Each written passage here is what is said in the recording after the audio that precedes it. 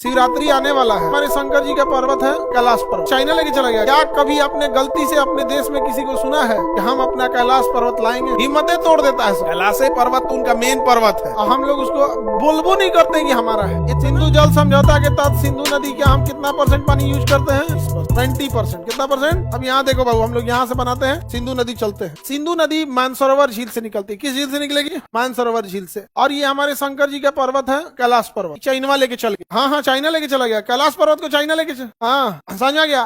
क्या कभी आपने गलती से अपने देश में किसी को सुना है कि हम अपना कैलाश पर्वत लाएंगे? अब मांगबे नहीं करते, ले हिम्मतें तोड़ देता है सब। नहीं समझे? शिवरात्रि आने वाला है, किसी के मुंह से किसी कहिएगा कैलाश मानसरोवर, भाई शंकर जी का नाम है कैलाश पतिनाथ। उनको कहा जाता है कैलाश पतिनाथ। कैलाश पर्वत तो उनका मेन पर्वत है। बाकी पे तो कभी कभी ऐसे उनका तो अपना मर्जी कहीं हो जाए, लेकिन उनको सबसे प्रिय जगह अगर कोई लगता है कैलाश, और नीचे का मानसरोवर झील।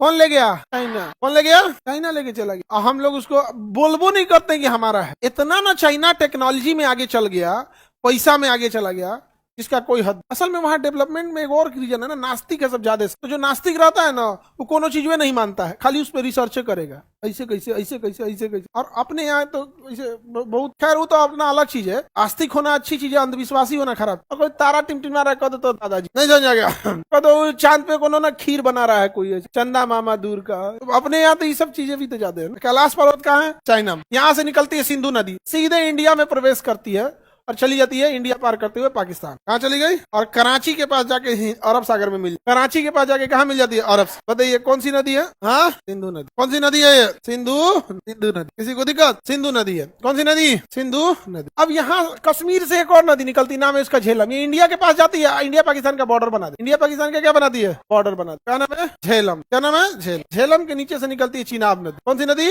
हिमाचल के ऊपरी भाग से निकलती है चिनाब नदी और जाके किसमें मिलती है? सिंधु। सिंधु की सबसे बड़ी सहायक चिनाब। सिंधु की सबसे बड़ी सहायक चिनाब कहाँ से निकलती है? हिमाचल से। किसमें जाके मिलती है? सिंधु में। और इसमें दो नदियां आके मिल जाती है। ऊपर से आएगी झेलम, इंडिया पाकिस्तान का बॉर्डर बना के झेलम किसमें मिलेगी? चिनाब। अभी भी हम इस बॉर्डर को झेलिए रहे हैं, नाम याद रखिए झेलम। हम किस बॉर्डर पे सबसे ज्यादा झेलते हैं? पाकिस्तान बॉर्डर पे। तो झेलम नदी किसका बॉर्डर बनाएगी? इंडिया पाकिस्तान। अब वहीं पे बॉर्डर है, नदी उस पर पाकिस्तान, नदी इस पर इंडिया। समझ में आ गया कि नहीं आ गया? नदी उस पर भैंस लड़ा रहा है सब, नदी इस पर एजुकेशन हो रहा है। हम लोग अभी भी एजुकेशन पे बहुत ध्यान दिए हैं, उन गधों की तुलना में, चाइना की तुलना में नहीं।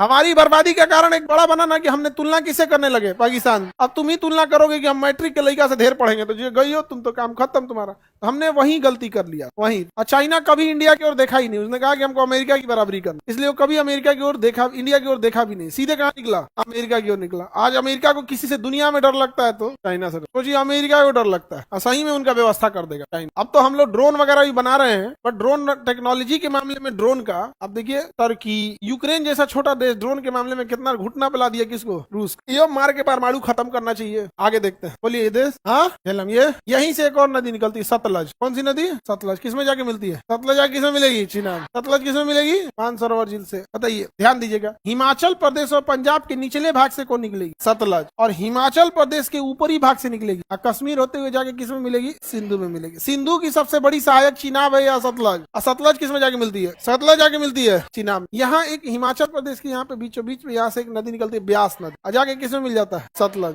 कौन सी नदी? ब्यास नदी। और यही हिमाचल के इस वाले एरिया से निकलती है रावी नदी, जो किसमें जाके मिल गई? ये हो गई कौन सी नदी? रावी। पंजाब के ऊपरी भाग में रावी, निचली भाग में सतलज, ऊपर में रावी, नीचे में सतलज, बीचों बीच में ब्यास, बीचों बीच में ब्यास। सिकंदर की सेना इसी नदी को पार नहीं किया। सिकंदर की सेना इसी नदी को पार नहीं, सिकंदर की सेना यहां से लौट, सिकंदर की सेना यहां से लौट। अगर हम वर्तमान भारत की बात करेंगे तो सिकंदर वर्तमान भारत में नहीं आया, लेकिन अगर आप अखंड भारत की बात कीजिएगा तो अखंड भारत तो यहाँ तक था। तो हम लोग मिला जुला बोल देते हैं कि अखंड भारत भी मेरा था, लेकिन सिकंदर वर्तमान भारत पे नहीं आया। समझ में आ गया कि नहीं आ गया? किसी को दिक्कत? तो वर्तमान भारत के हिसाब से वो नहीं आया था। अच्छा, वर्तमान भारत में भी देखिए घुस गया था पंजाब में, तो यहाँ से लौटा नदी के किनारे से। कौन? सिकंदर। उस समय जितना खोज हुआ था उस समय के हिसाब से सिकंदर कब्जा कर लिया था, बाद में बेचारा। और समझ में आ गया कि नहीं आ गया? उसके बाद तो यहाँ अशोक का साम्राज्य इतना बड़ा आया, यहाँ पे बहुत बड़ा साम्राज्य। उसके बाद वाला कोई, अशोक के बाद वाला कोई संभालने वाला था ही नहीं। अब भैया राजा का मतलब होना चाहिए था युद्ध वगैरह करे, युद्ध त्याग दिया। जो राजा युद्ध त्यागा है, खत्म हो गया उसका कहानी।